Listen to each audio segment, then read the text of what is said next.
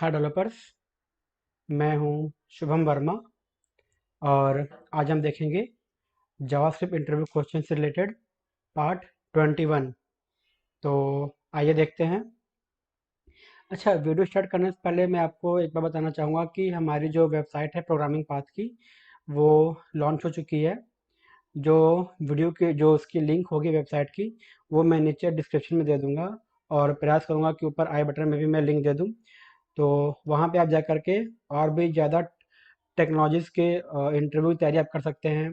For example PHP, MySQL, node JS, J query, Laravel, कोडिग्नेटर, react JS. तो इन सभी की तैयारी आप वहाँ जा करके भी कर सकते हैं। और साथ ही साथ वहाँ पे एक प्रैक्टिस सेक्शन का भी एक आपको मेन्यू मिल जाएगा, जहाँ पे आप एमसीक्यू क्वेश्चन भी अटेम्प्ट कर सकते हैं और अधिक प्रिपरेशन के लिए। ठीक है, तो आइए आज का हम लोग टॉपिक स्टार्ट करते हैं।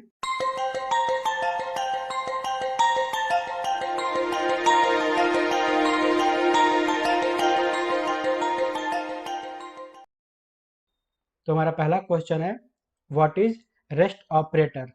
रेस्ट ऑपरेटर क्या होता है? तो रेस्ट ऑपरेटर जो है, वो एक हम कह सकते हैं कि एक एडवांस वे होता है फंक्शन के पैरामीटर को हैंडल करने के लिए। ठीक है, इसमें हम लोग क्या करते हैं कि जब हम कोई फंक्शन बनाते हैं तो हम मल्टीपल नंबर ऑफ आर्गुमेंट पास करते हैं। तो उस केस में क्या होता है कि सपोज आपने कोई फंक्शन बनाया और हम इसमें 5 6 या फिर जितने भी, अगर हम लोग ज़्यादा नंबर ऑफ आर्गुमेंट भेजते हैं तो हमें काफ़ी ज़्यादा कॉमा सेपरेट करना पड़ता है। तो उस चीज़ को हैंडल करने के लिए रेस्ट ऑपरेटर को इंट्रोड्यूस किया गया है। रेस्ट ऑपरेटर को हम लोग केवल 3 डॉट से ही डिनोट करते हैं। और जो हमारा रेस्ट ऑपरेटर है, वो आर्गुमेंट को एज ए एरे हैंडल करता है। मतलब कि सपोज अगर आपके पास 7 आर्गुमेंट है या फिर 10 आर्गुमेंट है, तो आपको कॉमा सेपरेटर लिखने की कोई ज़रूरत नहीं है। सिंपल आप, जैसे यहाँ पे एग्जांपल दिया हुआ है, 3 डॉट के बाद आप अपना आर्गुमेंट लिख सकते हैं। और आप जितने चाहे नंबर ऑफ आर्गुमेंट या फिर जितने नंबर चाहे आप पैरामीटर आप उस फंक्शन को प्रोवाइड कर सकते हैं। सिर्फ इतने लाइन लिखने से ही आप उस चीज़ को आसानी से मैनेज कर सकते हैं। क्योंकि जो मेरा रेस्ट ऑपरेटर है, ये एज ए एरे वर्क करता है, तो यहाँ पे कोई लिमिटेशन नहीं होती है आर्गुमेंट को पास करने की। ठीक है, इसमें एक चीज़ नोटिस करने वाली बात होती है कि जब भी हम लोग रेस्ट ऑपरेटर को यूज करेंगे, तो वो हमेशा लास्ट में ही यूज करना चाहिए। फॉर एग्जांपल, जैसे आपने देखा है कि हमारे पास एक फंक्शन है और एक हमने पैरामीटर यहाँ पास किया जो कि ए नाम का है। और उसके बाद अगर हम चाहते हैं कि हम और भी कुछ मल्टीपल पैरामीटर पास करें एज ए एरे, तो हम लोग यहाँ पे आर्ग में, जो आपने देख रहे हैं, 3 डॉट से एज ए रेस्ट ऑपरेटर हम लोग उसको पास कर सकते हैं। और जब हमको इसको यूज करना होगा, तो सिंपल हम लोग जैसे नॉर्मल एरे को एक्सट्रैक्ट करते हैं, उसी तरीके से हम लोग यहाँ पे आर्ग 1 2 3 इस तरीके से हम लोग उसको ब्रेक करके यूज कर सकते हैं। ठीक है, अगला क्वेश्चन देखते हैं, what is spread operator. Spread operator क्या होता है? तो जो हमारा स्प्रेड ऑपरेटर होता है, वो भी बिल्कुल रेस्ट ऑपरेटर की तरह ही वर्क करता है। इसको भी हम लोग 3 डॉट से ही डिनोट करते हैं। ठीक है, अब स्प्रेड ऑपरेटर जो होता है, उसका यूज किया जाता है एरो को स्प्रेड करने के लिए या फिर ऑब्जेक्ट लिटरल के लिए। ठीक, अब देखा है इसका मेनली यूज क्या है। तो सपोज अगर हमारे पास कोई एरे है या फिर कोई ऑब्जेक्ट है, और अगर हमें एक वेरिएबल से दूसरे वेरिएबल में डेटा को कॉपी करना है या फिर वेरिएबल को कॉपी करना है, उस केस में हम लोग स्प्रेड ऑपरेटर का यूज करते हैं। आप यहाँ पे एग्जांपल देख सकते हैं। हमारे पास एक ऑब्जेक्ट 1 है जिसमें ये वैल्यू है। ठीक, एक और ऑब्जेक्ट 2 है जिसमें कि ये सभी वैल्यू है। अब अगर हम चाहते हैं कि ऑब्जेक्ट 1 और ऑब्जेक्ट 2 को मर्ज करना है, ठीक, तो उस केस में हम लोग सिंपल स्प्लिट ऑपरेटर का यूज करेंगे, जो कि 3 डॉट से डिनोट किया गया है। तो आप देख सकते हैं, 3 dot object 1 comma 3 dot object 2। इस तरीके से हमने क्या किया कि दो ऑब्जेक्ट को हमने तीसरे वेरिएबल में मर्ज कर दिया। अब जब हम लोग इसको कंसोल करेंगे या फिर जब हम प्रिंट करेंगे तो ये हमें दोनों का कंबाइन यहाँ पे वैल्यू मिल जाएगा। इस तरीके से हम लोग चाहे तो 2 ऑब्जेक्ट, 3 ऑब्जेक्ट या फिर मल्टीपल ऑब्जेक्ट को आसानी से कॉपी कर सकते हैं। ठीक है? तो स्प्लिट ऑपरेटर जो होता है वो वेरिएबल के वैल्यू को जनरली कॉपी करने के लिए ही यूज़ किया जाता है।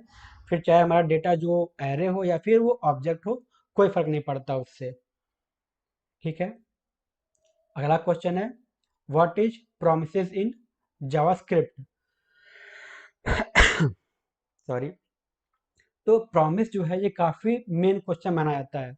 जनरली जब भी हम लोग कोई इंटरव्यू की तैयारी करते हैं, चाहे फिर वो जावास्क्रिप्ट की हो, चाहे वो रिएक्ट जेएस का हो, चाहे वो नोड जेएस हो या फिर एंगुलर जेएस हो, आप कोई भी जावास्क्रिप्ट में टेक्नोलॉजी का अगर तैयारी कर रहे होंगे तो मोस्टली प्रॉमिसेस आपसे ज़रूर पूछा जाता है कि आखिर ये प्रॉमिस होता क्या है। तो जो हमारा प्रॉमिस होता है वो एक्चुअली क्या होता है कि प्रॉमिस के पहले हम लोग कॉल बैक फंक्शन का यूज करते थे। ठीक है?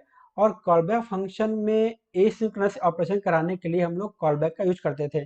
लेकिन होता क्या था कि अगर हमारे पास मल्टीपल कॉल बैक है जिसका यूज हम लोग एसिंक्रोनस ऑपरेशन परफॉर्म करने के लिए यूज कर रहे हैं, तो उसको मैनेज करना काफ़ी ज़्यादा टिपिकल होता था। ठीक? उस केस में हम लोगों ने उस केस में जावास्क्रिप्ट में ECMAScript 6 में प्रॉमिस को इंट्रोड्यूस किया गया। तो इससे क्या हुआ कि जो हमें प्रॉब्लम फेस करना पड़ा था कॉल बैक फंक्शन को यूज करते समय, अगर हम लोग एसिंक्रोनस ऑपरेशन कर रहे हैं तो प्रॉमिस यूज करने के बाद हमें जो भी प्रॉब्लम फेस करना पड़ा था वो प्रॉब्लम हमें अब नहीं फेस करना पड़ रहा था। क्योंकि जैसा जानते हैं कि कॉल बैक मतलब क्या होता है कि एक के बाद एक हम लोग अगर multiple call back function perform कर रहे हो या फिर जिसको बोलते हैं हम लोग कॉल बैक हेल। ठीक? तो अगर हम लोग इस टाइप का कोई ऑप्शन परफॉर्म कर रहे होते थे तो उसको मैनेज करने में काफ़ी ज़्यादा हमें प्रॉब्लम फेस करनी पड़ती थी। कोड थोड़ा देखने में टिपिकल भी लगता था और थोड़ा मैनेज करने में दिक्कत होती थी। उसी वजह से प्रॉमिस का इंट्रोड्यूस किया गया था ECMAScript में। ठीक? अब देखते हैं कि जो हमारा प्रॉमिस है उसके कितने स्टेट्स होते हैं। तो जो हमारा प्रॉमिस होता है उसके 4 स्टेट्स होते हैं। पहला है पेंडिंग, दूसरा है फुलफिल, तीसरा है रिजेक्ट और चौथा है सेटल। ठीक? जो हमारा पेंडिंग होता है, जब भी हम लोग प्रॉमिस को कॉल करते हैं तो सबसे पहला जो मेरा स्टेज होता है वो पेंडिंग ही होता है। फुलफिल जो मेरा सेकंड है।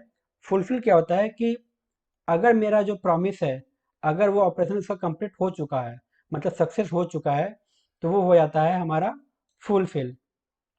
ठीक है?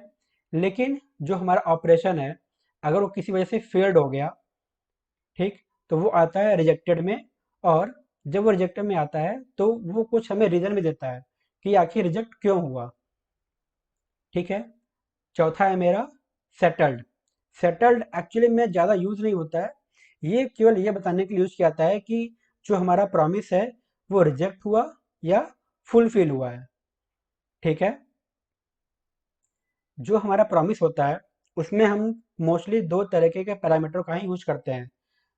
पहला है रिजॉल्व, दूसरा है रिजेक्ट। ठीक है? अब जो हमारा रिजॉल्व होता है, अगर हमारा ऑपरेशन जो हम लोग एसिंक्रोनस ऑपरेशन परफॉर्म कर रहे हैं, अगर वो सक्सेसफुली हो गया, ठीक, इसका मतलब जो हमारा प्रॉमिस है वो रिजॉल्व हो गया। ठीक? और अगर हमारा प्रॉमिस रिजॉल्व नहीं हुआ, किसी वजह से वो फेल्ड हो गया, तो वो हमें एक रीजन दे देगा कि हमारा प्रॉमिस जो है वो क्यों फेल्ड हुआ, और वो आ जाएगा रिजेक्ट के स्टेटस में। ठीक है?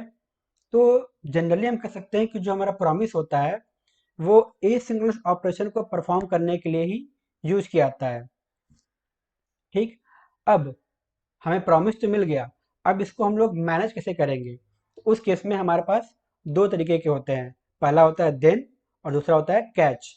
अगर हमारा जो प्रॉमिस है वो सक्सेस हो गया, मतलब वो रिजॉल्व हो चुका है, फुलफिल हो चुका है, तो वो हमारे देन में आता है। और उसके बाद हम लोग जो चाहे उस पर ऑपरेशन परफॉर्म कर सकते हैं, चाहे यूजर को सक्सेस मैसेज दिखाना हो या फिर प्रॉमिस सक्सेस होने के बाद या फुलफिल होने के बाद हमें कोई और दूसरे प्रॉमिस को हिट करना हो या फिर कोई दूसरा ऑपरेशन करना हो, तो हम लोग देन के ऑपरेटर के अंदर, मतलब देन जो हमारा फंक्शन है उसके अंदर हम लोग ऑपरेशन कर सकते हैं। अगर हमारा जो प्रॉमिस है वो रिजेक्ट हो गया, ठीक है, तो वो हमें कैच में मिलता है। कैच में हम लोग जो हमारा प्रॉमिस रिजेक्ट हुआ है, हम उसको चेक कर सकते हैं कि जो हमारा प्रॉमिस है वो रिजेक्ट क्यों हुआ, क्या वजह थी इसको रिजेक्ट होने की, या फिर क्या एरर आ रहा है, वो हम लोग कैच में फाइंड आउट कर सकते हैं। तो ये होता है हमारा प्रॉमिस। ठीक है, तो आज के लिए बस इतना ही। अगर आपको वीडियो पसंद आए तो प्लीज़ लाइक, शेयर और सब्सक्राइब ज़रूर करें। और हाँ, हमारे वेबसाइट पे भी ज़रूर विजिट करें।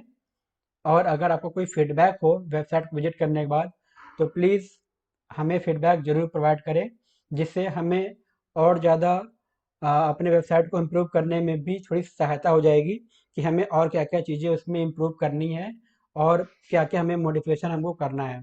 ठीक है? जो वीडियो की जो इसकी लिंक होगी वेबसाइट की, वो मैं नीचे डिस्क्रिप्शन में दे दूँगा, तो प्लीज़ आप जाके वहाँ पे विज़िट ज़रूर करें। आपका वीडियो देखने के लिए बहुत-बहुत धन्यवाद।